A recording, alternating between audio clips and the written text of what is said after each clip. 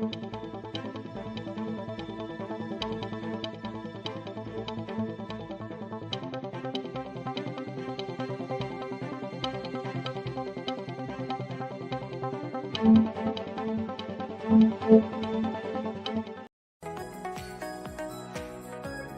it's not a legal schooling. I know you're sensitive to people schooling you on the law, but I think I can trump you when it comes to the history of Grenada. What you're saying is that this resignation was expected?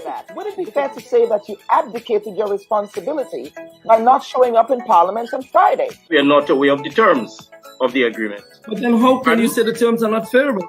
You don't know the terms. We love old talk, we love gossip, we love brango, we love all them kind of things in the Caribbean. If I cannot play music, I don't know how I'm gonna live. We are borrowing money to pay debt because of corruption, waste, and mismanagement. That they have difficulty with your leadership. Why then are you contesting the presidency? Since losing that seat, what have you been up to?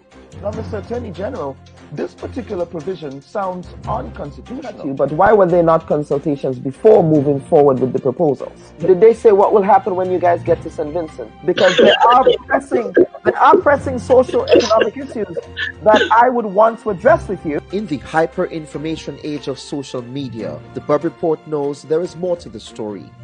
We have questions and demand answers. We strive to hold the powerful accountable and tell an unbiased, contextual story. You know what happened.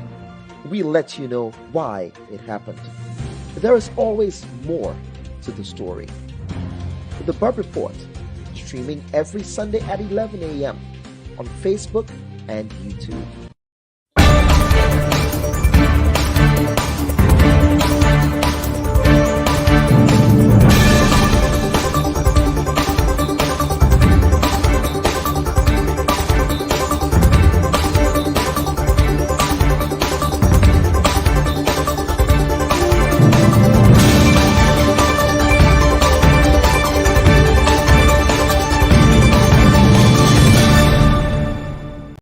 Hello and welcome to the March 20th edition of the Bubb Report.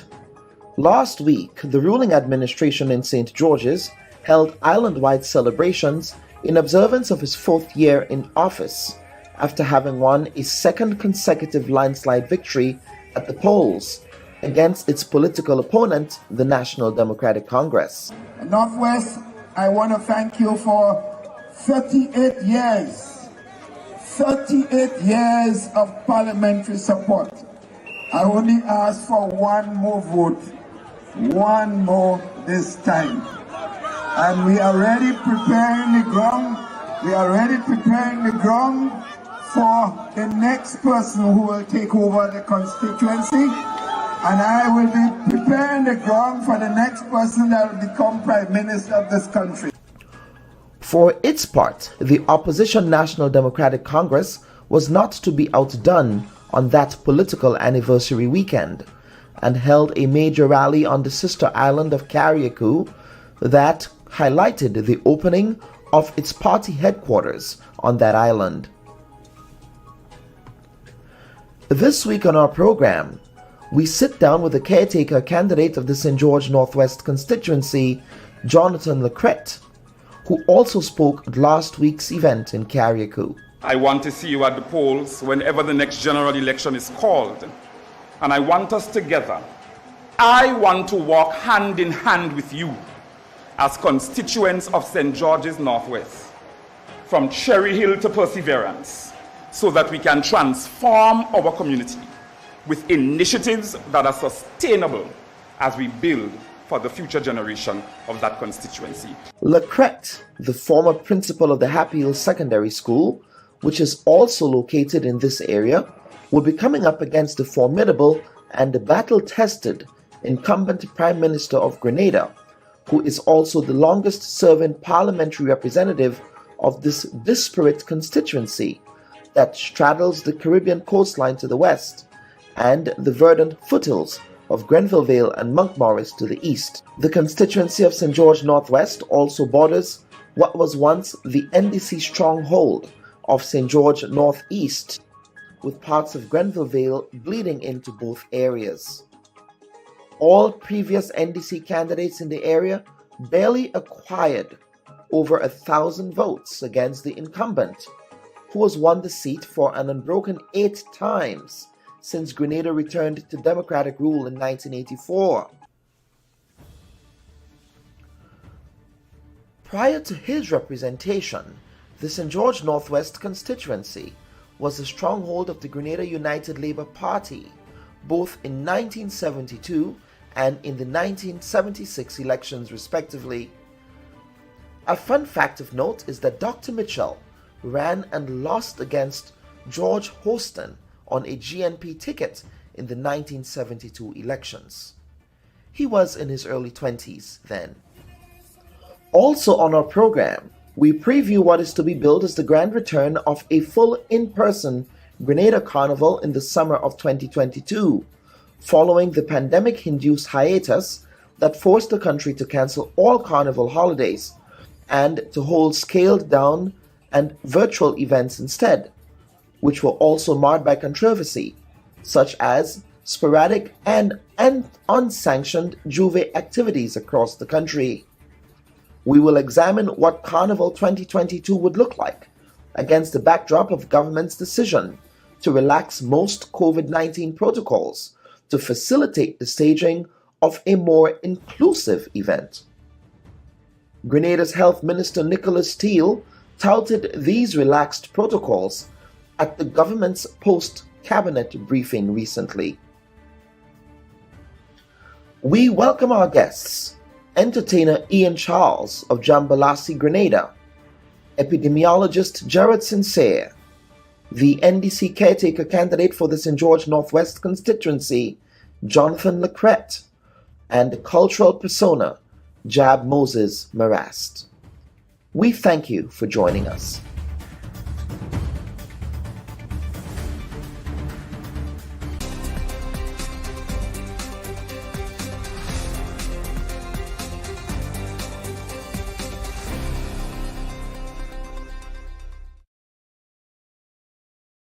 A pleasant good morning to our viewers and listeners, and let me first of all apologize for the late start as technical issues failed us today. But before we get to this week's editorial, I want to use this time to extend my deepest condolences to Mr. Michael Batiste on the passing of his daughter, as well as to the Honorable Delma Thomas on the passing of her daughter-in-law, the same person, and we wish to extend our condolences to both families at this very difficult time. Now, on to the editorial of the week. Last week, in the wake of the ruling administration's celebration of its 4th year in office, we've witnessed the rollout of one aspect of its public relations infrastructure in the build-up to the next elections. 2 primetime billings on MTV, actually 1 primetime billing on MTV by way of the Perspectives program, as well as another primetime billing on WeFM radio by way of taking you to the next level. What is clear is that the new National Party has its messaging in order with respect to the ways in which they are defining the opposition as a group of amateurs with barely any experience to navigate SS Grenada during a period of turbulent global tumult and uncertainty, while also touting its own record of competence in navigating one of the most challenging periods in post-independence Grenadian history. The NDC, on the other hand, is making the upcoming election contest one of a lethargic leadership at the hands of a lethargic septuagenarian whose time has come for an overdue retirement from the political stage in Grenada, in addition to touting the new and youthful vigor of its novice team, fresh with new ideas for the transformation of Grenada. Now, these debates are helpful, and there is merit to having intelligent, well-reasoned, and evidence-based discourse at this moment in time. On the other hand, we here at the Bubb Report couldn't help but notice that the national discourse on the issues continue to be coarsened by sideshow distractions propagated by some surrogates on both sides of the political divide in their quest to shore up their parties. Comments made, for example, by veteran media practitioner Sherma Wells on the WeFM program were quickly picked up by apologists on the other side, and the name-calling ensued. The context here being the humanitarian relief effort offered to the victim of a house fire in the Grandans Valley area. Now, the lack of impassioned and reasoned discourse in our politics tends to take away from our potential to rise above the noise and the mawet, as we say, that tends to define Caribbean election cycles in some countries. Now, don't get me wrong. Pekong, Movilang, and colorful speech is a natural par for the course in politics. However, when Pekong becomes excessively personal, it does nothing to educate and edify the population. There is a significant segment of the Grenadian population, based on the results of the last election, at least the 2 last election cycles, who did not vote, indicating that there is potential for both parties to meet these voters where they are with positive and constructive messaging. We here at the Bubb Report make an appeal to the political leaders of both parties to not only lead by example, but to also temper the worst excesses of some of the overzealous political pundits, who are some of your primary public messengers at this time. And at this time, I wish to welcome my first guest for the Bubb Report this morning. Again, he is Mr. Jonathan LaCrete. Mr. LaCrete, I wish to take this time to welcome you to the Bubb Report. I believe this is your first time appearing on the program, so we're certainly happy to have you here, sir. Good morning, Dr. Bob. Thank you very much for the invitation. And also good morning to your viewership. Absolutely. And Jonathan LaCrete, you're an educator, you're a person who is very well versed in the human development scope of things. And in the past, you have articulately spoke about your personal background and professional history on other Grenadian media platforms. Now, we're not going to do that today because I think you have managed to articulately do so on the other platforms. We want to take a different tack. Now, what we want to do here is to propose an entirely different line of questioning. But before we get any further, we want you to react to the Prime Minister's address from last week. Surely, as a man of faith yourself, Mr. LaCrete, you must have been pleased by Dr. Mitchell's scripture-based reassurances to the population in this time of uncertainty. What say you, sir? Dr. Bob. To be quite honest, I felt that the Prime Minister did an excellent job, a superb job at crafting what I would call a political code or a political address, and somewhat of a political SOS to the country. Save our ship, for our ship is in crisis. To me, the address somewhat was fragmented and complicated with a lot of moving parts. It was clear to me that there was an existing gap between the chicken and the egg, and that a glaring lack of leadership, accountability, and also responsibility exists on the part of the current administration. I'm going to explain why. Additionally, I felt as though there was a failed attempt for the restoration of trust and confidence in what seems to be a shattered team. And I make that claim simply because I would think that any country coming out of what we are terming now post-pandemic, but quite frankly, we're still in the pandemic because you have new variants of the disease or the virus, coming out. And you also have quite a number of people across the international front still dying from COVID-19. So we are nowhere close, I believe, to emerging safely out of the pandemic for this season, at least. And I felt as though an economic model that was flexible should have been presented to the Grenadian people, maybe with a number of schemes to assist in bolstering the economic shock that is affecting the pockets of the local man. And we did not really hear a strategic plan moving forward as to how Grenada is going to emerge successfully and land on its feet out of this pandemic period. So personally, from a personal perspective, I felt that it was lacking in those areas. We also heard about government capping the gas price at $15 per gallon. And to be quite frank, I mean, the OECS... But isn't that a laudable goal to at least ease the pockets of the people at this time? No, it's not, because when the OECS heads of government met and they decided that they were going to cap it at $3.50, that's the tax. We saw no need for an extra $2 on it. So all the government needs to do is to reduce the tax and bring the gas price. Go ahead, sorry. You think they should reduce the tax? Yes, but that also comes at the challenge of revenue collection. Would you not say that? Of course it does, to some extent, and I totally agree from an economic perspective, Dr. Bubb, it does. But in a challenging period where we're saying that we don't have the fiscal space, we still find the money to repurchase Grenada. So it doesn't add up. Okay, you're saying that it doesn't add up. Okay. It doesn't All right, add now, up. Mr. LaCrete, let us go on to your foray into the politics in Grenada. You served as a principal of the Happy Hill Secondary School. Correct. All sources tell us that you were well loved as a principal during your time there. Now, what prompted your departure from the school? And did your departure from the school have anything to do with your relationship with the parliamentary representative on the area, your opponent? I served for 2 years as principal. I also served as an educator at the school for a number of years before matriculating to principalship.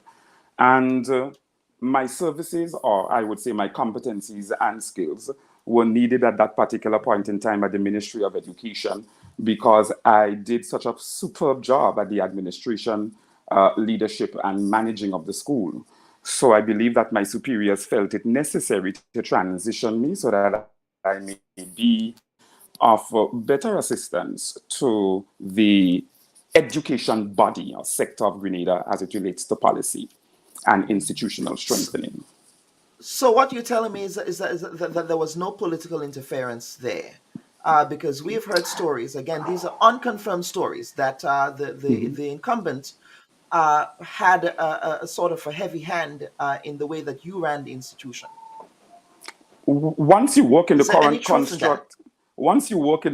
construct, of our public service, Dr. Bubb, there is always political interference at every strata of the sector. How you handle the interference speaks to your level of maturity and how successful you emerge out of the interference.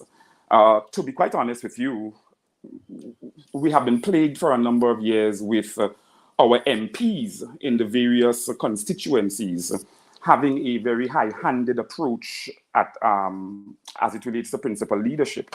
I am of the opinion that they are not versed where principal leadership and administration is concerned, and as a result, when an individual receives the opportunity to sit as a steward over a particular section of the education system being schools, MPs or parliamentarians should not put their hands in the administration, leadership, and management of the school. And that always happens because I believe MPs want to ensure that that particular individual is toeing the line and is doing what is required of him or her as it relates to from a political perspective. That was not the case with me, to be quite honest with you. I have never been attached to or aligned to any political party over the years. For the over 19 years that I taught at the Happy Hill Secondary School, I never disclosed my political affiliation with any of my colleagues. We did have quite heated dialogues about politics, but I always remained neutral because I really never had a political stance, to be quite honest with you. Although I grew up in a political house, a political family, and also a highly engaging political community that is Northwest. However, sir, politics was the order of the day and is the order of the day in many of our constituencies where secondary schools and primary schools are. In fact, to a large extent, a lot of our principals are appointed through political affiliation, which should not be. Nevertheless, I believe that I served well. I served to the best of my ability for the 2 years, and my superiors felt that my services were no longer needed, and I was transferred to the Ministry of Education. Okay. Now, what are some of the challenges you faced in the education sector? You worked at the Happy Hill Secondary School for many years, as you indicated, before transitioning to the Ministry of Education. What some of those challenges that you face that makes you uniquely qualified to serve at a higher level of public service? Did you get that question there, Mr. LaCrete? I don't know if you heard me. I don't know if you heard that question. It looks like your internet is breaking up there. I heard you. Yes. Are you hearing Yes, me? go ahead. Okay, I heard you clearly. Let me be quite frank. To be honest with you, the secondary school that I taught at for the 19 plus years, we had quite a number of challenges over the years of my teaching stint there. As any other secondary institution, as it relates to discipline, leadership, management and administration, etc. I was vice principal of the school when we had the first murder. And I just sat as principal 2 weeks into my principalship when we experienced the second murder. An extremely traumatizing experience. I'm talking about it now, and my mind vividly goes back to the state of the compound on those two occasions and the frantic environment that was created due to the two incidents. At that particular point in time, Dr. Bubb, as a leader in administration, you had to ensure that your thinking cap is on. When I was vice principal at the time of the first murder, our competent principal at the time, who led us through that very rocky period. Of course, I provided a shoulder for her to lean on as her second in command, but it was a really rough period, and being able to navigate these kind of change management, crisis operation situations puts you in a very good position to lead. Also, I am a change agent by nature. So when I became principal, I knew the things that needed to be done so that the school's image and the general ethos of the institution can shift from the stain that it was picking up to a brand new institution. Of course, some of the changes did not sit well with my superiors, as well as the Member of Parliament for the area, but they were needed changes because we had to curb discipline one way or the other. We had to restructure the management structure of the institution. I had to ensure that strong leadership was provided for the human resource capital of the institution, and at the same time, provide a motivating and inspirational atmosphere for staff to be able to work in and with, so that they can take their minds off the events that happened 2 to 4 years prior. Mm-hmm. Now, you just said something there. You said that some of the changes that you were proposing did not sit well with your superiors, including the Member of Parliament. Can you be more specific about what you were proposing that was not amenable with their own policy objectives, I suppose? One of the things that we endeavored to do was I proposed to the staff as well as the Parent Teachers Association. I made a proposal to them. It was a proposal verbally, because in order for you to do what I'm about to speak on, you must ensure that you go through, Cabinet must make a conclusion or a decision on those kind of major issues through the Ministry of Education, with specificity to the policy maker that sits over the Ministry of Education. So it was a proposal just to get a feel of what parents were thinking, as well as how students were thinking and how staff were thinking about the proposal. And one of the proposals were that we change the school name as well as change the school uniform, so as to give the school a brand new outlook, so that it can become a school of choice to students who are sitting the CPEA exam futuristically. We felt that that was one of the ways that we can definitely emerge with a new image and be a brand new spectacle to the community as well as to the entire nation, albeit at the same time working on disciplinary structures that would curb the disciplinary issue that we were currently facing. The changing of the name, I want to assume, and that the changing of the uniform, it was misconstrued by a number of individuals. And of course, because that constitutes the Grenadian environment as it relates to misunderstanding what the person or persons were trying to propose. It went left, it went right, it went top, and it went to the bottom. And as a result of that, I decided, you know what, seeing that we are having such pushback from this proposal, I am going to concentrate on, together with the help of my staff, I am going to concentrate on working from within instead of working from without, which is what we did. Okay. Now let us talk about, and this will be the final question on that particular theme here, your public service to date. What about your time at the Ministry of Education as a bureaucrat? And talk to us about your relationship with the current Minister of Education, the Honorable Emmeline Payne. What was your time at the ministry like? Well, at the Ministry of Education, I was appointed as the Institutional Strengthening Officer. And my relationship with Minister Pierre is a good relationship. I do not think that we have any kind of friction, isms or schisms between ourselves. But given the current construct, I'm going to go back to that statement that I made prior. Given the current construct of our education, of our public sector, you must understand, Dr. Bubb, that individuals who are well crafted in their field and individuals who are excellent at what they do in terms of their area of profession, these individuals are not often used for fear of showing up the policymakers or for fear of showing up the administrators or managers.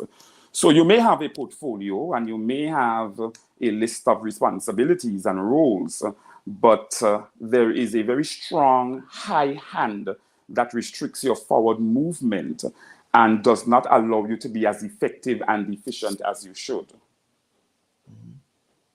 Okay, all right. That's a very diplomatic answer there. But we will move on, Mr. LaCrete. Now let's get on to constituency matters in the St. George Northwest constituency. Now, what is your data telling you about voting patterns there? How do you intend to close that wide gap? We're talking about an incumbent who wins over 80 percentage points of the voting total in every election cycle, except for the election cycles in the early 90s, 1990 and 1995, where the margin of victory was significant, obviously, but it was not as wide as margins from 1999 up to this current day. So how do you intend to close that wide gap between your opponent and yourself? Something other NDC candidates haven't been able to do in this NNP stronghold.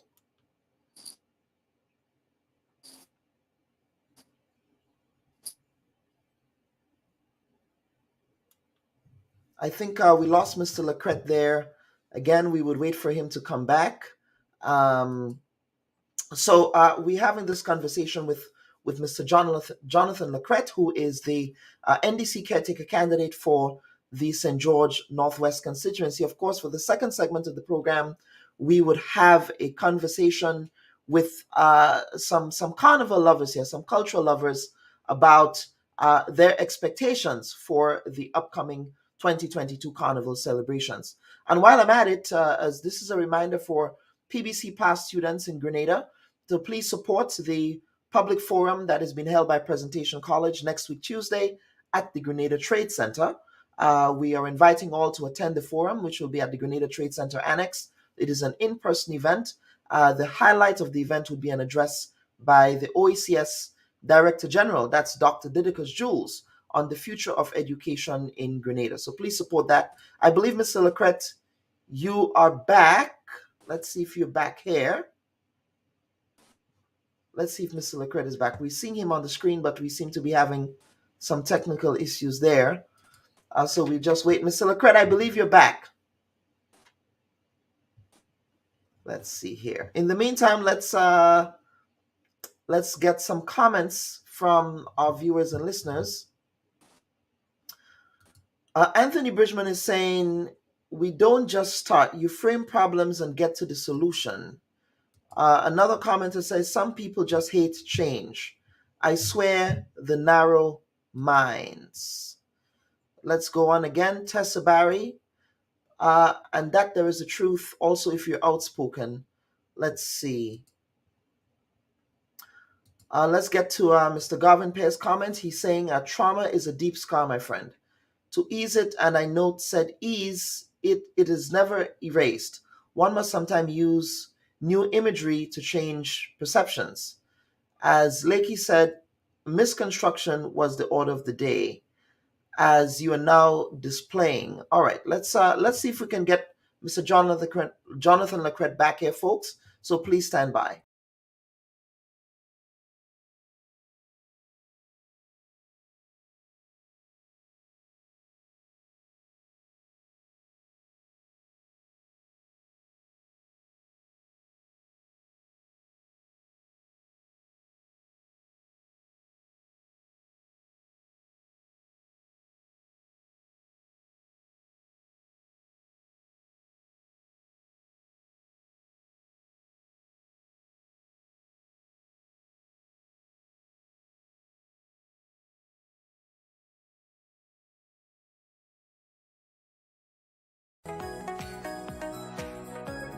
So it's not a legal schooling. I know you're sensitive to people schooling you on the law, but I think I can trump you when it comes to the history of Grenada. What you're saying is that this resignation was expected? Would it be fair to say that you abdicated your responsibility by not showing up in Parliament on Friday? We are not aware of the terms of the agreement. But then how can you say the terms are not favorable? You don't know the terms. We love old talk, we love gossip, we love brango, we love all them kind of things in the Caribbean. If I cannot play music, I don't know how I'm going to live. We are borrowing money to pay debt because of corruption, waste, and mismanagement. That they have difficulty with your leadership. Why then are you contesting the presidency? All right, let's see if we can reconnect with Mr. LaCrete here. Jonathan, are you back with us? Doesn't appear as if Jonathan is back with us here. So we would entertain some other comments. Anthony Bridgman is saying, my brother, changing uniform is only cosmetic. That's not dealing with the real issues. All right. And we have another comment from Prince Thomas, who is saying he's a talker, not an implementer. As a leader, you don't know. You just can't change all things one time. All right. And we have another comment here saying, once you're being an advocate for change, wherever you may be, some persons will not like it. That's just a fact. We have another comment here who's saying, I taught at Happy Hill Secondary School for over 5 years, and I concur with LaCrete's sentiments. Okay, so what we will do, it looks like we'll have to go on to the next segment because Mr. LaCrete is having some technical issues, and then we will get back to Mr. LaCrete later in the program, but we really have to move on with the program today. And let me take a quick break now. And Mr. LaCrete, if you're hearing us, we will be coming back to you after we complete this panel segment of the week. So please stand by.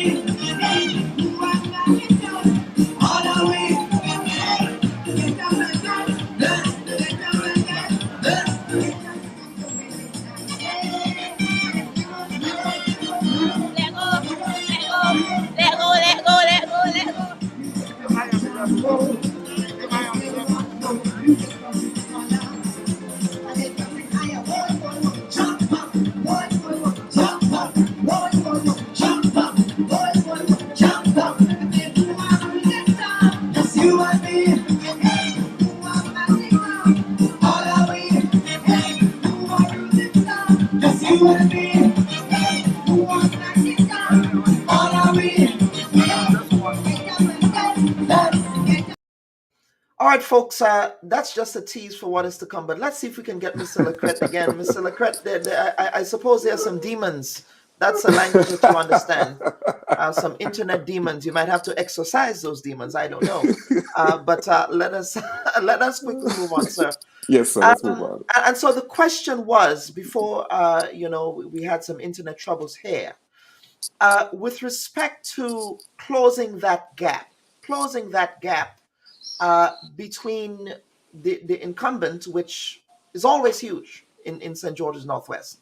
The NDC has never been able to win that seat, and I don't think in recent history you have been able to even being competitive. So what would be your formula? Well, I do not think that it is going to be politically smart with such a vast audience to disclose my strategy at this particular point in time. But I'll say this, though, Dr. Bob.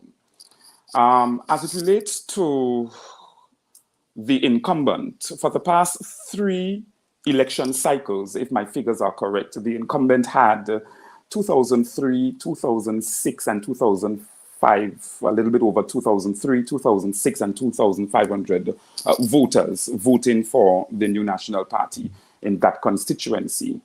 And the opposition candidate had about 5, 6, 7, there are about 800 votes. And as you alluded to, not being able to even amass 1,000. It therefore means, and that is with a voter registration of over 4,000 constituents, it therefore means that over 1,000 plus people were registered but did not come out to vote. And that is quite significant because it therefore meant that they were not happy with the leadership of the current member of parliament, and also supposedly they did not like what the NDC proposed for them or to them at that particular election cycle. Currently, we have approximately over 4,000 registrants or registered voters in the constituency as of end of January and February 2021. Based on my research and my figures, in 2013, there was a voter turnout of 88%. And in 2018, there was a voter turnout of 71%. We do not want to have that kind of fluctuating figures anymore. We want it not just to be stable, but it should increase. So my strategy, Dr. Bob, is at its basic engagement. Engagement. Engaging that 1,000 plus people who saw it fit to abstain from voting even though they were registered, and also engaging individuals who were registered and voted in the hope of changing their minds with the change process that we are bringing to the constituency and to the country on a whole. So my strategy really at its base or foundation is serious engagement, bearing in mind that the voter demographic has changed in Northwest. I appreciate the foundation that our elderly laid. I also appreciate the foundation that our middle-aged persons or constituents lead. But the voter demographic, in Northwest has changed, and there is a high percentage of youthful voters, over 85, 90% of whom I've taught over the past 19 and a half years. So if you may, Dr. Bob, maybe the strategy was put in play 19 and a half years ago. Okay, all right. What are some of the issues? Now, this constituency, obviously, because it is the Prime Minister's constituency, surely would have benefited from his positionality as the leader of the country, but also as the member of parliament for the constituency as well. One of the things that the current incumbent is known for is helping people in his constituency. You go to his constituency office on a Saturday mornings, and he's there helping people and supporting people, so that he does have a particular connection to that constituency that is hermetically tied and hermetically sealed to the prospects of the constituency. What are some of the issues that you see that the incumbent has not been addressing that needs to be addressed? Specific things. Yeah. Helping people is subjective, though. I say that because in talking to the constituents over the past 3 months or so, you would hear from them that only one set of people would eat a food, and that there isn't a pathway that leads to inclusion and collectiveness across the entire Northwest region as it relates to St. George Northwest. So I think that there are a number of individuals who are disgruntled. I even spoke to party supporters who said that they did make a trip to the parliamentary office and solicited help from the office, and even as party supporters, some of them they were scorned upon, looked down upon, or turned away, and in some cases still waiting for the help to arrive on their doorsteps. So I believe that in some cases, based on my analysis, there is some degree of inequality and inequity in St. George Northwest as it relates to the distribution of resources to all, and that only some individuals are reaping the benefits of the current Member of Parliament's presence in the constituency. Some of the issues arising as I canvass is infrastructure. I believe that the constituents were hoping that the Molyneux construction would have started already, and that they would have been hearing something very soon about the construction or the beginning of the construction of the road. We have not been hearing anything. I believe it was supposed to start sometime last year, October, November, if my memory serves me correctly. But the Minister of Works did give an update on that. The Minister of Works, yes. Correct, and that is yes. earmarked to start this year, actually. Yes, So it's earmarked to start this year, but we are hoping as constituents that we do see the manifestation of the beginning of construction of the road, because it's posing quite a challenge in terms of accessibility for a number of people. Especially individuals did allude to the fact when you have emergencies, you cannot just go straight, you have to go around. And sometimes that can definitely build up on the time to get to the hospital or to take care of a particular emergency in the city.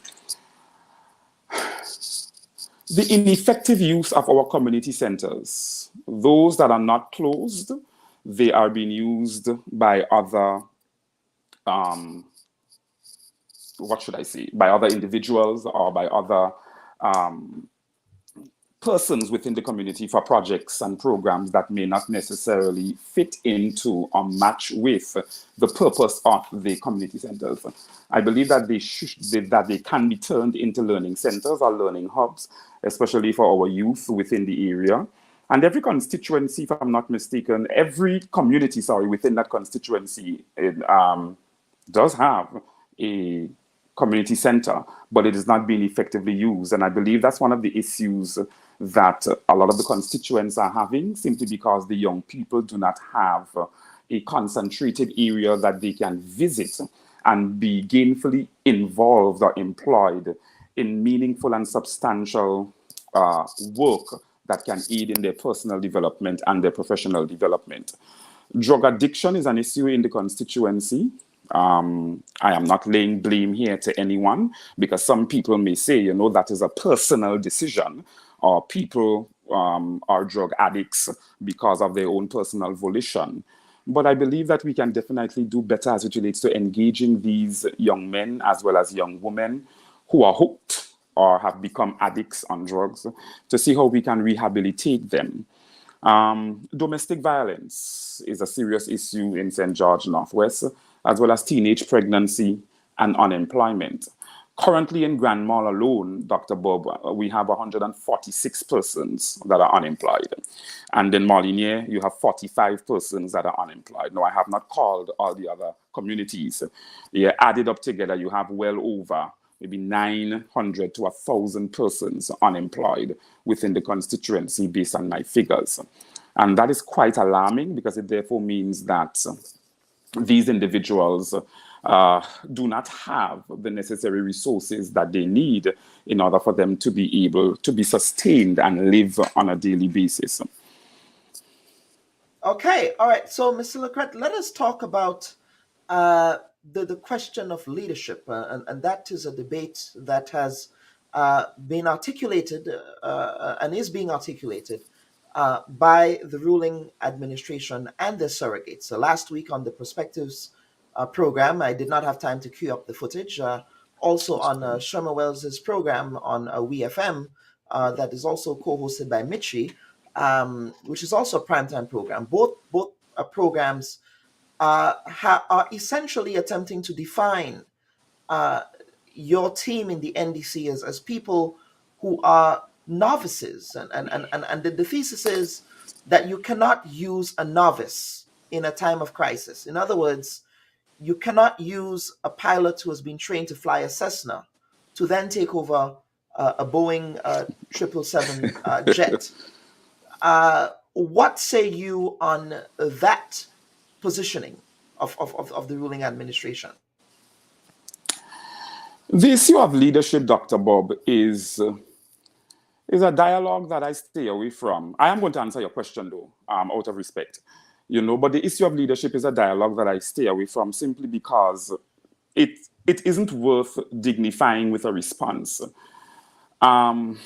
We have been privy to, but I think there is merit to the point to say that you can't dignify it with a response. I think that is the kind of debate that we need to have in the society. Yes. And I agree. And I said I was going to answer your question. But for other individuals who may just regularly meet me on a daily basis in the city and would want to speak about the issue of leadership, I tend to stay away from the dialogue simply because I don't think that it's a dialogue that is substantial or one that is worth having. We must start somewhere, Dr. Bubb. Youth in politics, or politics involving youth, or youthful energy or vigor, we must start somewhere. And I would like individuals to let me know, or to let us know, those of us who are youthful, as it relates to age and vigor, let us know at what age should we actually get into the political arena. Is it 40? Is it 45? Is it 50? Because on the issue of leadership, Dr. Bubb, I do not understand how you have led for over, 38, almost 4 decades at the constituency level and almost 3 decades at the prime ministerialship level. And yet for all, at the end of all that years, you cannot find a suitable successor. And I look at our current parliamentarians, and a number of them started politics or came into the political arena in their 20s. Somebody saw the potential that they had and decided to invest in that potential, whether or not it was good for politics or whether or not it was good for the development of the country on a whole, but somebody saw the potential and decided to invest and harness that potential. And as a result, these parliamentarians over the years, they grew in their political craft. So they had to start somewhere. We are starting somewhere. And there are a number of us, Dr. Bubb, listen to me, I'm not going to blow my own horn here this morning, but I guess as much I can speak for myself as well as a few of my other colleagues. I am no Johnny come lately, and I am no spring chicken. I have served in various capacities across all 3 major sectors, so I come well polished and I come well qualified to sit over any sector that our astute and worthy political leader sees fit to place me in, and I will hit the ground running like a well-oiled machine. Believe me, you can take that to the bank and cash it. But I'm saying that the leadership dialogue, I just think that it's a farce and that it's a smokescreen at this particular point in time to really distract the electorate from seeing the true potential and purpose of the individuals or the candidates who are being presented to the electorate as the alternative to the current administration. Okay, all right. So you think it's not it's sort of a sideshow type of deal. Okay. Yeah. Now, finally, 2 final questions, Mr. LaCrete. The first question has to do with your voter registration drive and canvassing in the constituency of the St. George Northwest. As you know, Dr. Mitchell is a data scientist by training. He's a statistician. So I'm sure that he uses that evidence-based data to determine, where the voters are and things like that. What is the voter registration drive looking like in that constituency at the moment? Right. So the voter registration drive for me, I wanted to first and foremost initially get off the ground by meeting the constituents one-on-one So that is where we are at right now, my team and I. So every evening, about 3 times per week, we go out, and also on weekends, we target big communities, my entire team and I. So the rich dialogue that we're having on the ground is my way of canvassing and my way of developing my voter registration drive. We are going to have some big major events coming up. I know that a number of my colleagues are having major fundraising events across their constituencies, and they are using that as an avenue for voter registration and also facilitating voter registration for individuals who may not have the means to do so at this particular point in time. But specificity to Northwest, I am meeting the people on the ground right now, hearing their concerns, hearing the challenges that they're having, making sure that that documentation is done so that we can definitely have a matrix of the things that are plaguing the constituency, and that is going to aid us in putting our strategic plan together, 2030, Northwest Strategic Plan 2030. And but right now it's dialogue and conversation, Dr. Bubb. In the coming month of April, we are going to have 1 or 2 major registration drive events. Collectively as a party, we had a major registration drive event 2 weeks ago that was extremely successful. A number of people got registered, and those who are not registered as yet, we ensure that we follow up with them so that they can do the necessaries as it relates to registration. Also, we recognize, based on the data, I had an opportunity to peruse the polling divisions and also the various polling stations for the various polling divisions, and to see the numbers that I am going to need in order to make up the amount of voters that is needed to surpass the voters for the incumbent. So a lot of work is being done statistically. My thinking cap is on. My team and I are working assiduously to ensure that we get it right and get it really right this time, because this is a critical election cycle, and I do believe that it's going to go down in the history books. All right. Okay, Mr. LaCrete. And finally, speaking of history books, when would the other NDC candidates be launched? I know that we had a launch of your candidates last month in February. When would the other batch be launched? Is there smooth sailing where that is concerned? Dr. Bubb, there is smooth sailing where that is concerned. The candidates are already there. We are just being very judicious and prudent as it relates to the launch. But you shall see, as well as the electorate should see in the next 2 weeks or so, the launch of the candidates. End of March, early April. I want to believe the entire electorate will be very happy to see the other slate of 8 that we are presenting as viable options for the various constituencies. Make no mistake, sir. We are ready, we are oiled, and we are very fit for the journey and the race that is ahead of us. I am excited about it, as you can tell. My colleagues are excited about it as well. But you would be competing against an athlete, a cricketer. That's subjective also. well, okay, Mr. LaCrete, any final comments from you before we get to the next segment? I believe that the general consensus across the entire country, and even with specificity to St. George Northwest, is that a change is needed. A change in leadership, a change in the human and social development condition of all constituents across Grenada, Caretaker, and Petite Martinique.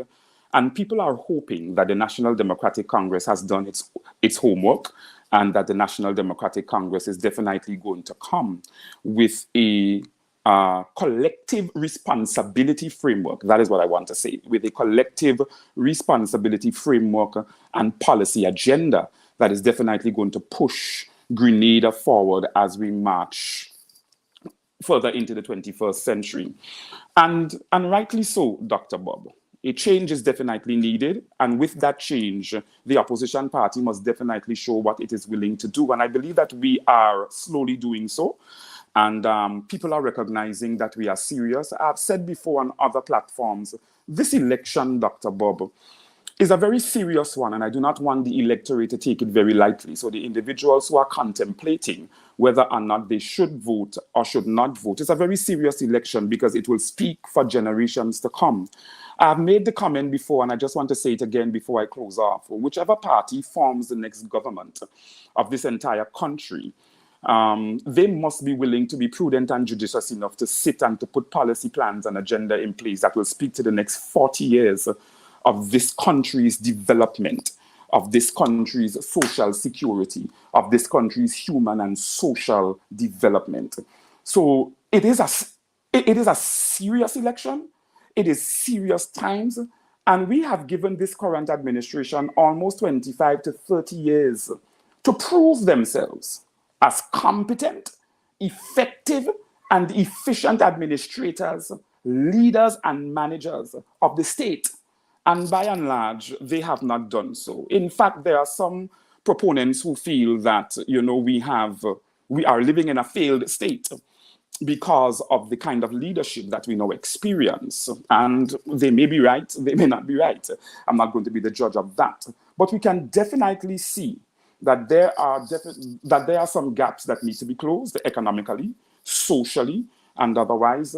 And we believe that a change in government, a change in imperatives, a change in initiatives, a change in innovation, a change in creativity is definitely needed at this time, with an economic model that is flexible post-pandemic, so that we can definitely speak to the survivability of Grenada, Carriacou, and PT Martinique right now, and also make it sustainable for the next generation.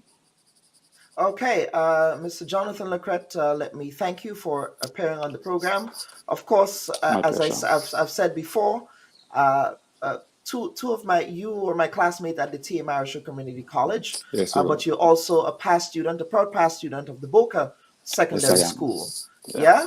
And sometimes I think, these institutions like Boca and Happy Hill, they get a bad rap because, they're not a convent or a high school, but good things come from a lot of these institutions. So we have to be able to give credit where credit is due, and we have to celebrate those who choose to step forward, regardless of whatever side of the political fence you come from. I congratulated my former classmate, Akima Paul Lambert. Miss Paul, I also congratulated my former teacher, Mr. Deacon Mitchell, and I would congratulate you as well in that spirit. It's interesting to see people who I attended school with, who were my teachers, get involved in public service at this level. So congratulations to you, sir.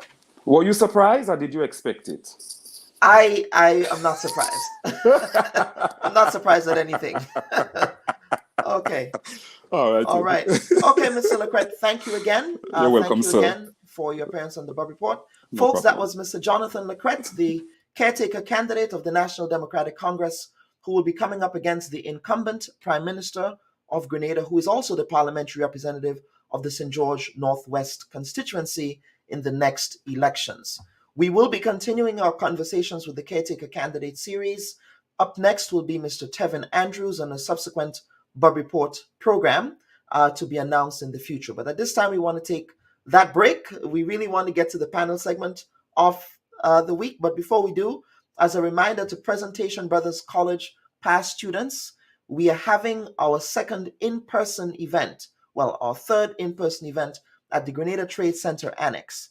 It would be a conversation on PBC's role in educating Grenadian young men that will be highlighted by Dr. Didicus Jules, who is the Director General of the OECS. The other panelists that would be part of that panel would include that's Brother Robert Fanovich, who was my former principal at the PBC. Let me pull up the list here.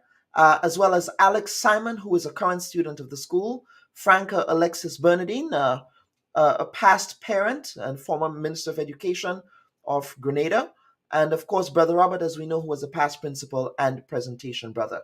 So please patronize the event that will be carded to start on the 22nd of March, Tuesday, the 22nd of March at 6 p.m. in the evening at the Grenada Trade Center Annex.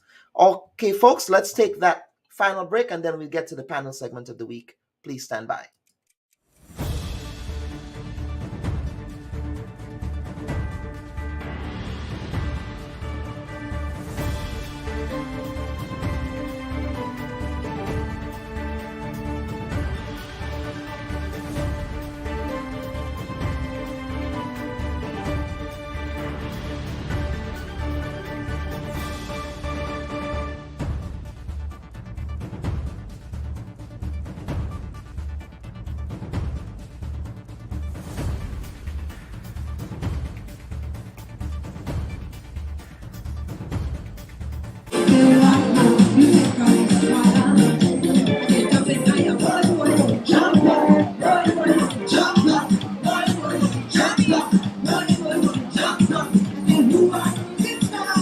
you and me, who are Mexican, all are we, who are Mexican, just you and me, who are Mexican, all are we,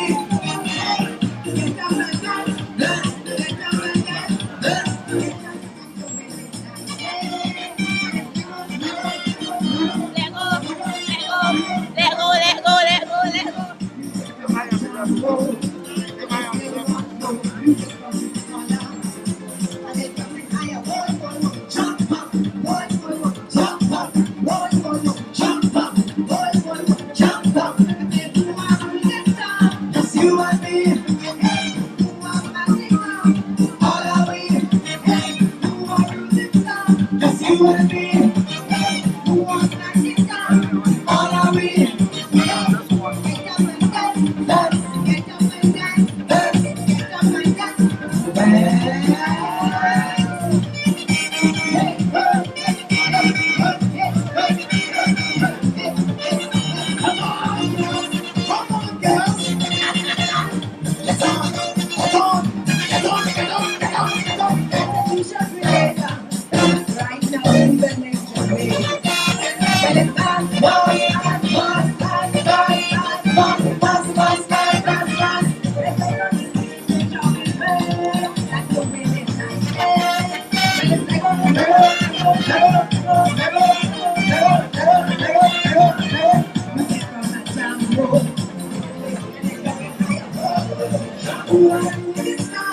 You and me, who are Mexican, all are we.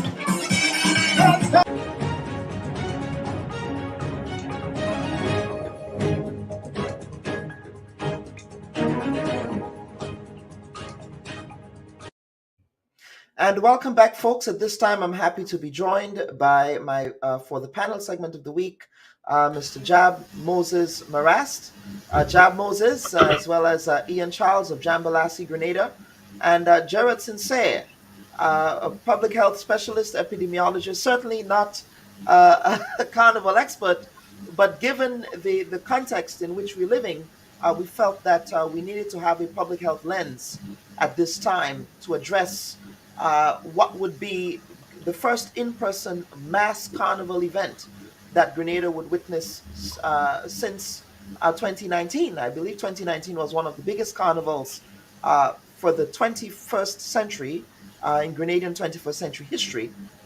So it would be one that I'm sure people are looking forward to. But Mr. Sincere, I want to begin with you, sir, and give me your own public health take on, and we're seeing this globally. We're not only seeing this in Grenada, but we're seeing a relaxation of restrictions, a relaxation of a lot of the COVID-19 protocols. The United Kingdom, for example, decided, you know what, we're going to lift all of them.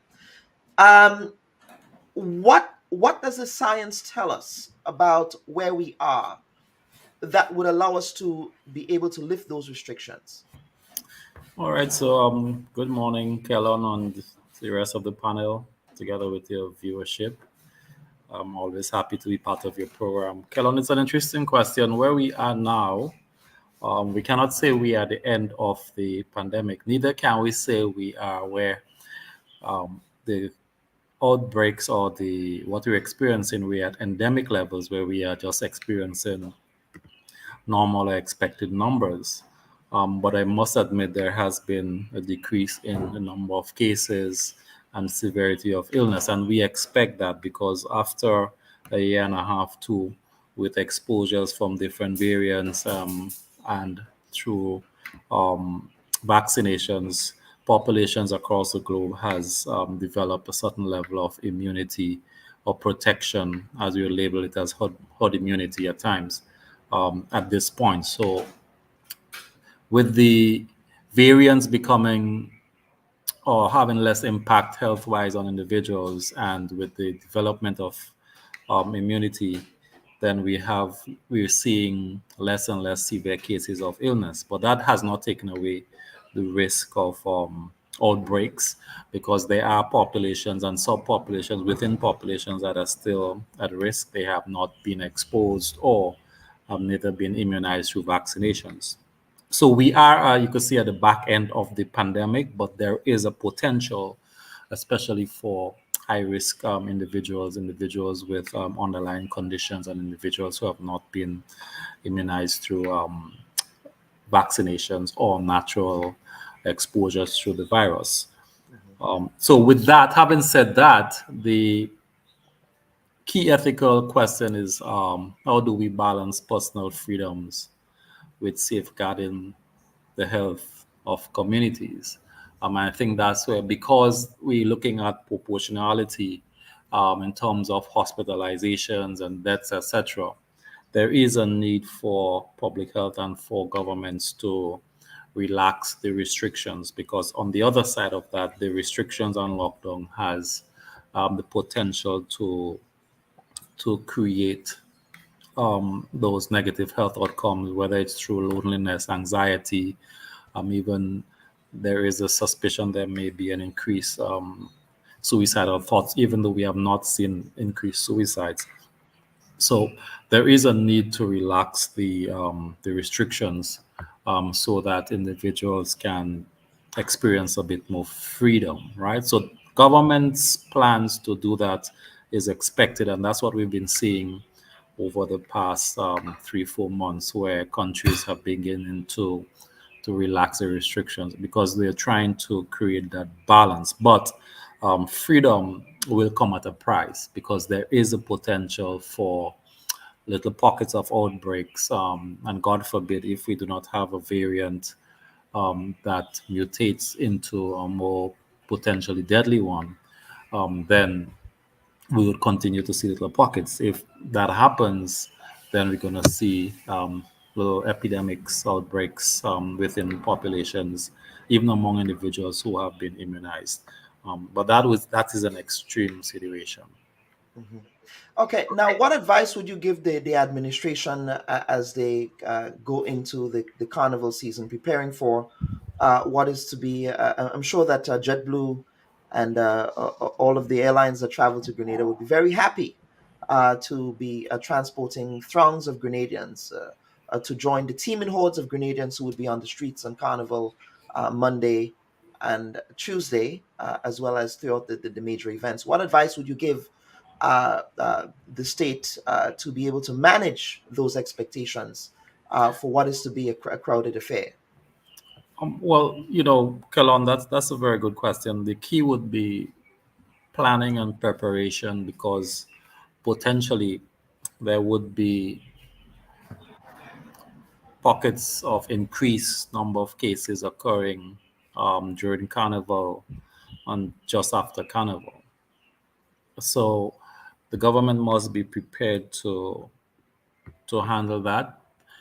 Thankfully, the present variant does not cause so much severe diseases, but there is that, as I mentioned, the individuals who are at higher risk for severe illness, especially those with underlying conditions and the elderly. We have to be very careful and ensure that we continue to sound the messages, the public health messages on the high risk, the individuals who are at higher risk, and the potential for severe illness, even the unvaccinated. So if you have underlying conditions and you're unvaccinated, then that's you're automatically in the high risk category. And so the preparation in terms of the messages that we send out continuously, even during this period as we build up to Carnival, we should be doing that, because there is that sense of comfort now among individuals where the pandemic is gone. COVID had disappeared, seemingly, some people think.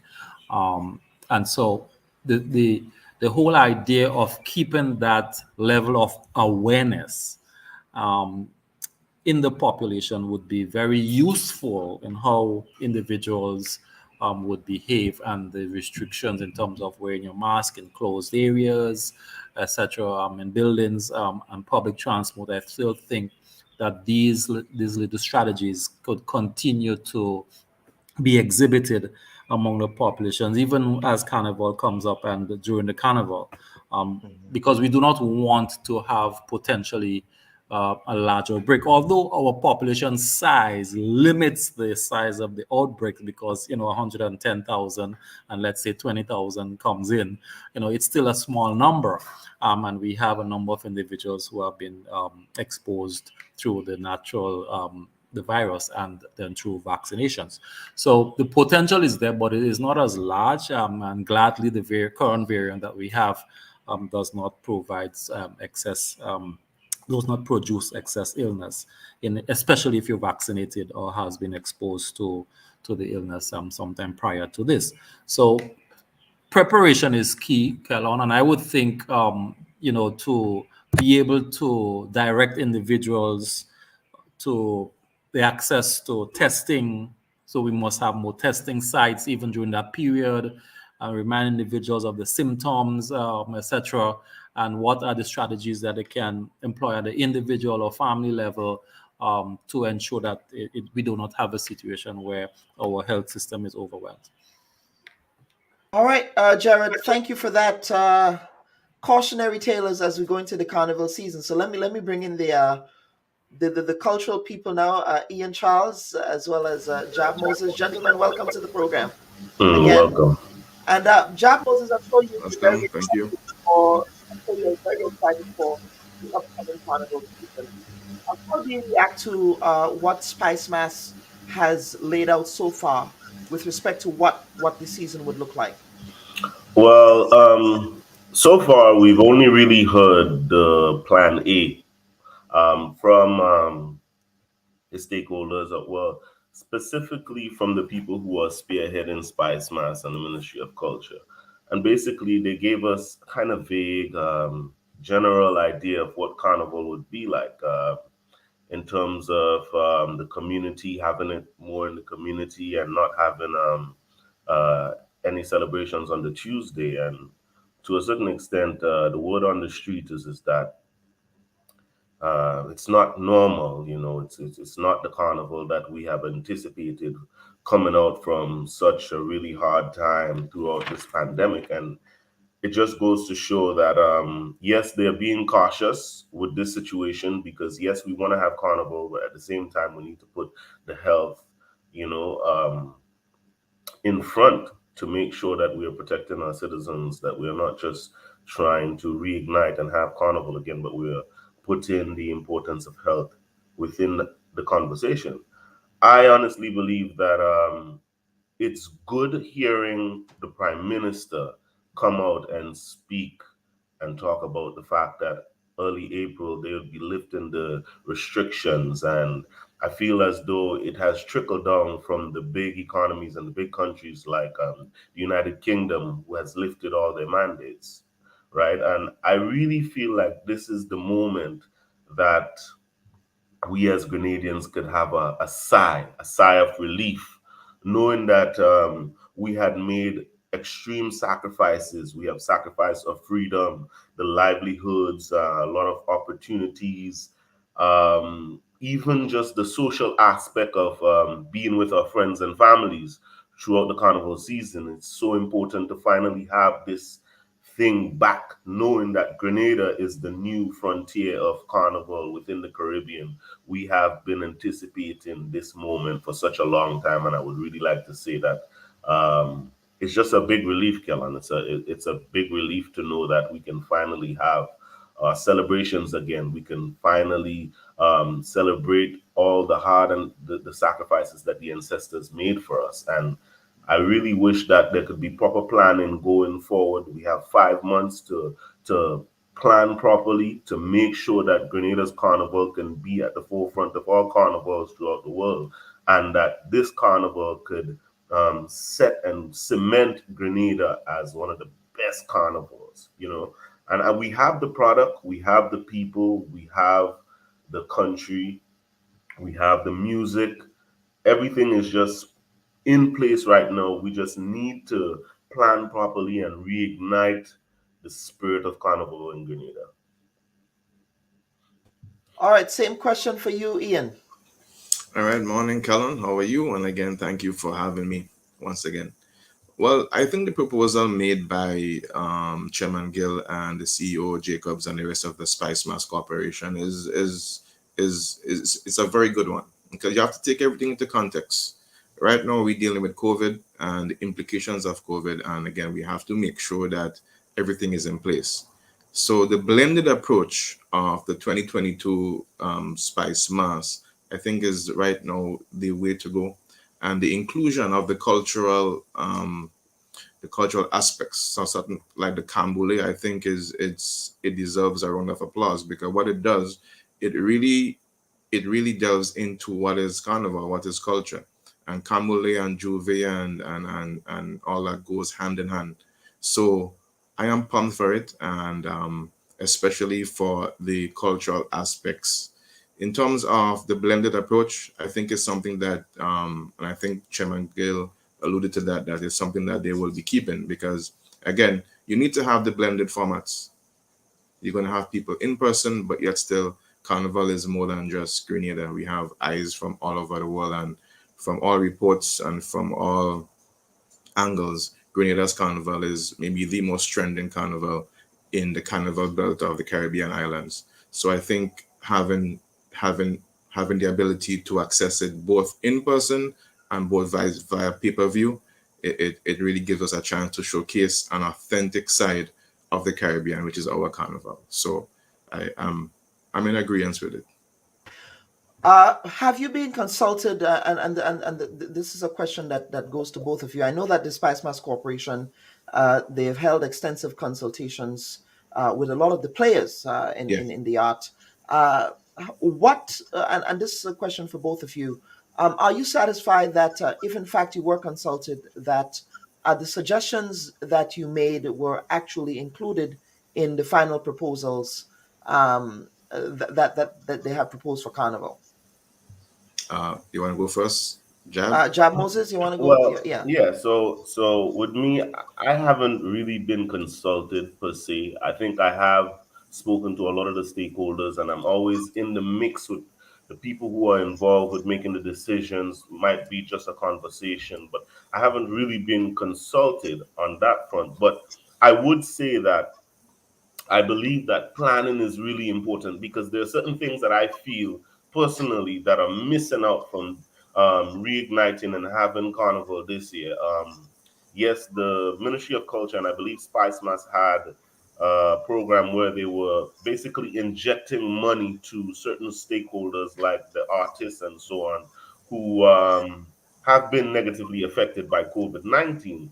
But I do think that there are some players within the realm of culture and within the realm of soca music that have been, let's say, not serviced or not looked at.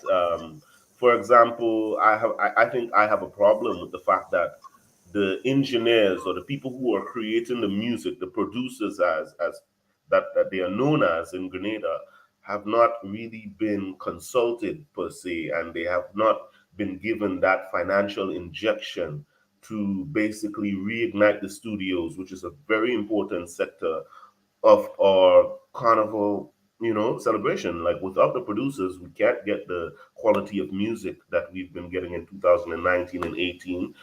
Without the producers, the artists do not have the music to go into competition, whether it may be groovy, calypso, jab fest, or power soca monarch. All of these things are derived from the producers. So I think, yes, we do have an approach whereby we want to reignite and have Carnival, but I really think that there needs to be a little bit of extra planning, and we need a more ground roots approach to find out exactly which sectors have been negatively affected and what can they do, not just the financial part of it. That's just one, but we need to find out a better way how to enhance our Carnival, right? And especially for the sectors that have been negatively affected in previous years. For example, Calypso has kind of died down, and then you could say Pan has kind of died down, but Jab Jab has been steadily rising over these last, let's say, 4 years. So I believe that we need more consultation, we need to have more discussions, and we need more financial injection in all layers of culture and Spice Mass. You know, we need everybody on board. It needs to be a kind of patriotic, something with pride, you know, because this is our product. This is what's bringing people to Grenada. The authentic jab jab, the authentic mass, the authentic vibes of Grenada, being one of the most peaceful countries within the Caribbean, you know. So I honestly believe that going forward, we just need more consultation and probably a little bit more injection within the culture. Ian? Yeah, well, I had the chance to, you know, be a part of certain meetings and was consulted as well as a stakeholder. And what I'm seeing, the proposed Spice Mass 22 is a direct reflection of what was discussed during the retreat. And like I said, it's new. We have to understand. We're living in a time where everything is new. These are just forecasting. These are just proposals. How it's going to go, we're not 100% sure. If you look back to the conference that Chairman Gill had at the end, he said, "Hey, you know, if the current trend continues with, I mean, low infection rates and whatnot, you know, chances are, I mean, we might have a carnival in which, you know, restrictions are lifted." No, that is yet to be seen. That is straight forecasting because we never know. I got some news just about last week that there was a strain, or there was some issue. There were some new cases, you know. I think in some part of Asia, China, or someone, you know, they were building up some new cases. So again, you never know what's going to happen in the next 2 weeks, 3 weeks, 3 months with this COVID situation. So right now is just mostly forecasting. But getting back to the point, was I part of the team? Yes, I was part of the team for consultation, and what was proposed is a direct reflection of what was discussed. Okay. Now, gentlemen, what are you looking forward to most? I know Jab Moses, obviously we will be seeing you on the street, right? Jab every day. Yeah, right? I mean, you play Jab every day, right? But what are you looking forward to most for Carnival 2022? What are you going to be doing? Anything out of the ordinary for this season, Jab Moses, that you've not done previously? Well, I don't want to put out all my plans out there, you know. But yes, I will be back on the street for sure, because one of my whole thing is that once Carnival is launched, I will be on the road every Monday. You know, I've been doing that for quite a number of years, and me being on the road really ignites not just the foreigners who are here to play jab, but the local population who are, you know, lovers of mass. The fact that jab jab is freedom, the fact that jab jab is a rebellious sort of celebration, sticking it to the man, sticking it for the people. People really, really gravitate to it. And I know for sure I'll be on the road this year, but I want to do it in a more professional way than Kellon, because, you know, a lot of people. What does that mean? Jabs are not professional. What are you talking about? Yeah, sometimes the job went to a little bit of university and got a little bit of course of how to do it the right way. So for me, what I want to encourage people and what I want to tell people is that this year we'll have alternatives then. A lot of people have been having problems with plain jab jab, but with the oil on their skin. But we have alternatives, for example, the pigment, the charcoal dust, right? We have the black paint that normally citizens does do up around that time. So there are alternatives that people could use if you want to protect your skin. And, you know, we want to make sure that the people who are coming to Grenada can understand that you can come and play mass and still be safe. You know, you can come and play mass and be safe, and that's what's important.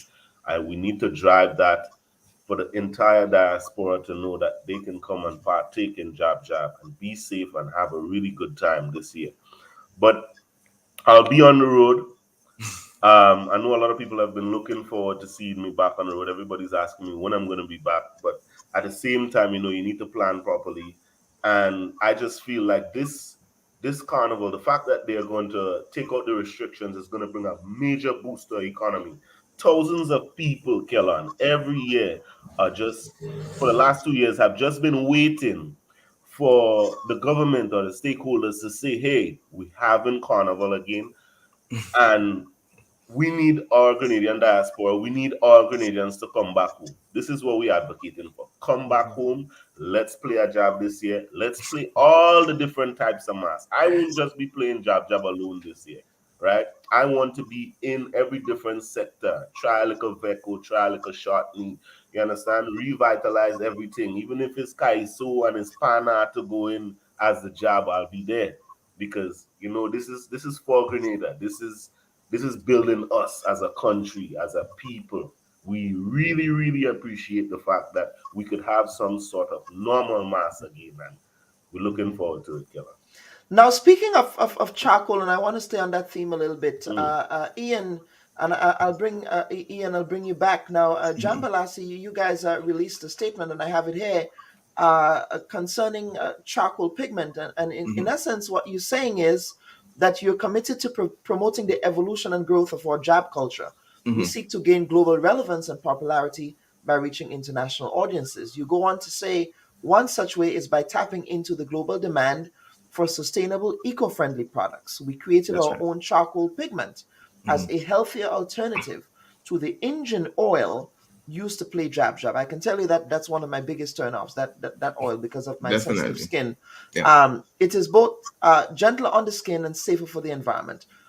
So talk to us about that evolution of jab that you want to see that involves a change of the material that we use as part of that particular masquerade.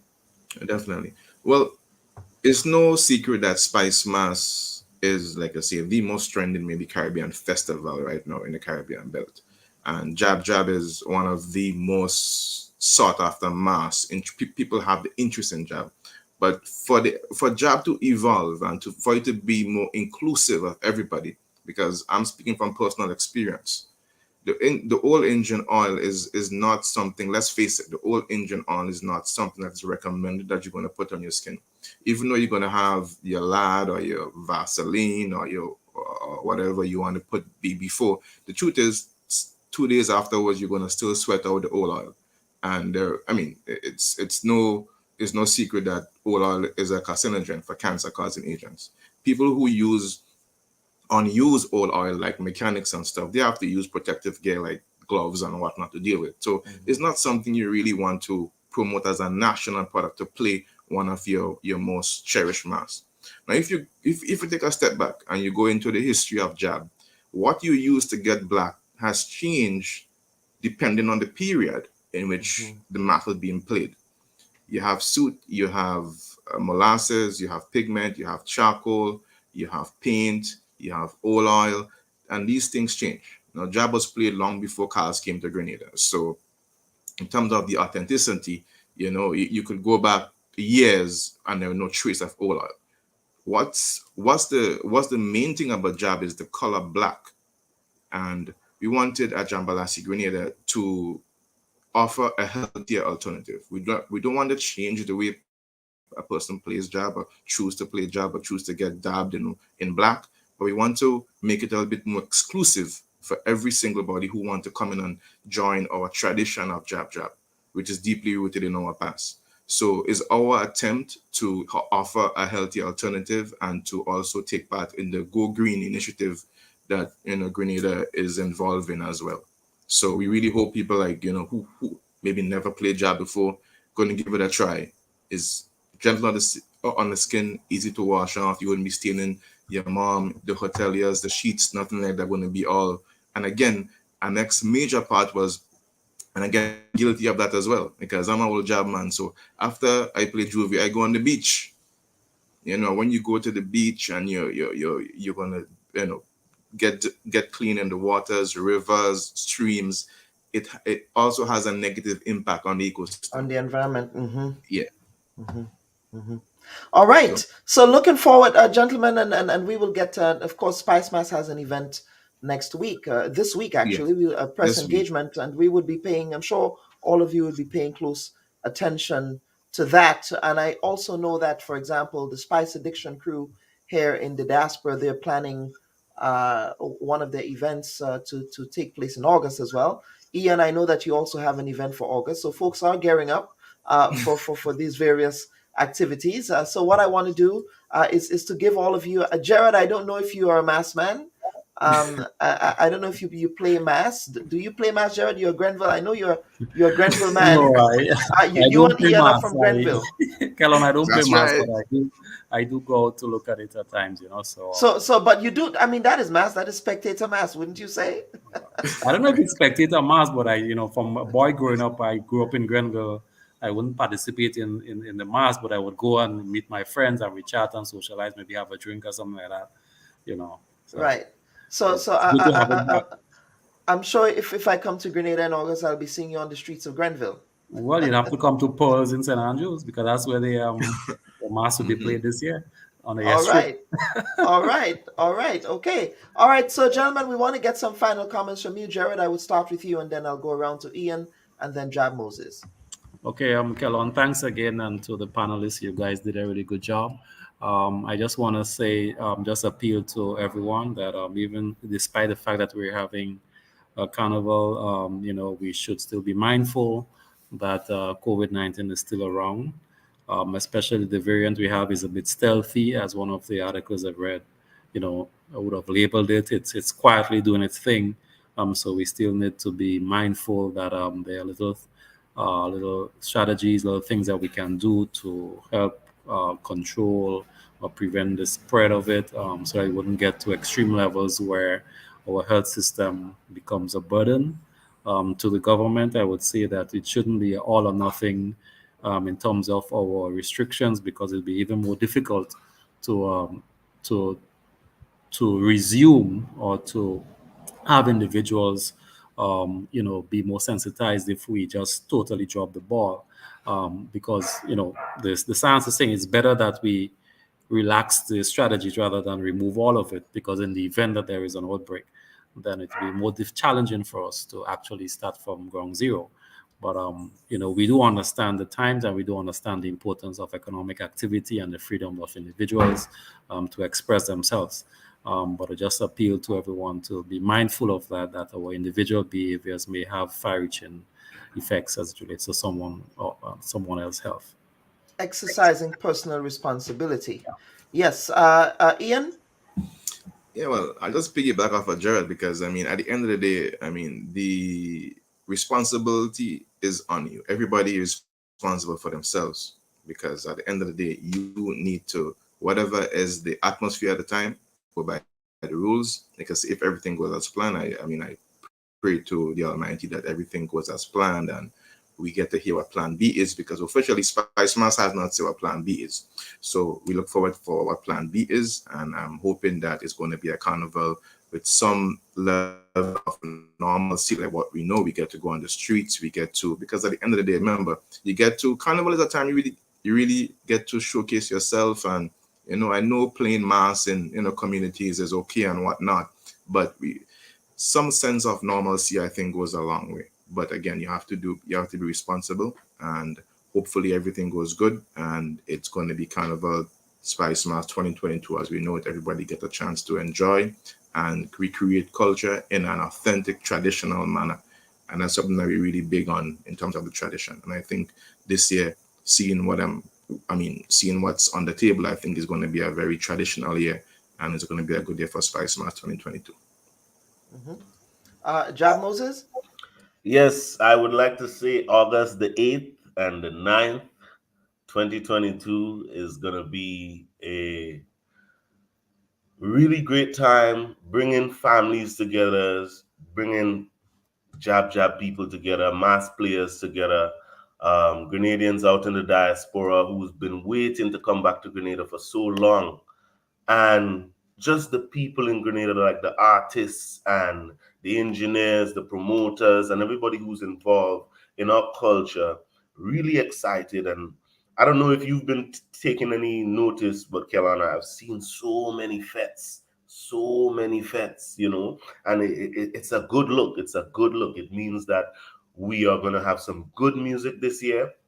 And I just want to stay optimistic about the whole fact that we are going to have a good carnival, a safe carnival with no deaths, with no spikes, no nothing. We have to be optimistic about this, because coming up from this pandemic, I mean, we're not out, but coming out from being locked down for 2 years, this is the big release. And you know, they say under pressure, diamonds are formed. So let's see what kind of diamond we shape in this year for Grenada Carnival. So I just want to encourage everybody to tell a friend, tell a family member, tell a Grenadian, a Trinidadian, somebody who loves soca music and loves Jab Jab and Carnival to come to Grenada for our Carnival this year in August. And also, I'd like to say that funny enough, Pure Grenada has this really good referral program that's going on right now that you could actually win, you know, an opportunity to have an all-inclusive holiday if you refer a friend to come to Grenada. So not just the fact that we are having Carnival, but the stakeholders and associations in Grenada are making it conducive to invite people to Grenada. So I just want to stay positive and just stay on that drive, and let's just have a good Carnival this year.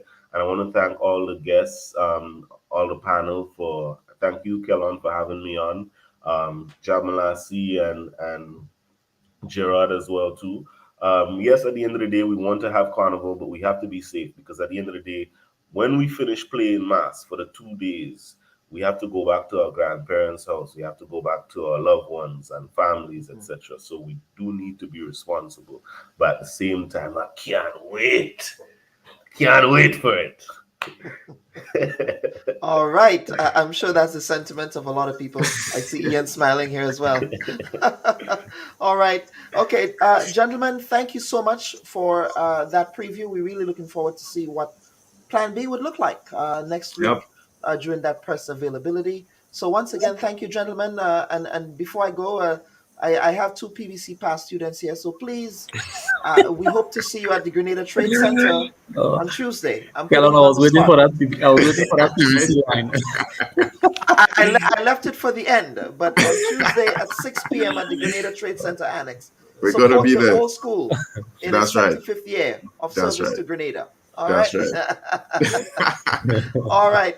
Okay, gentlemen, thank you all again. Viewers and listeners, we thank you for your participation on the Bubb Report. We do apologize for the late start, as well as some of the technical challenges that were happening this morning that we were experiencing. But we thank you for staying with us and for your avid participation.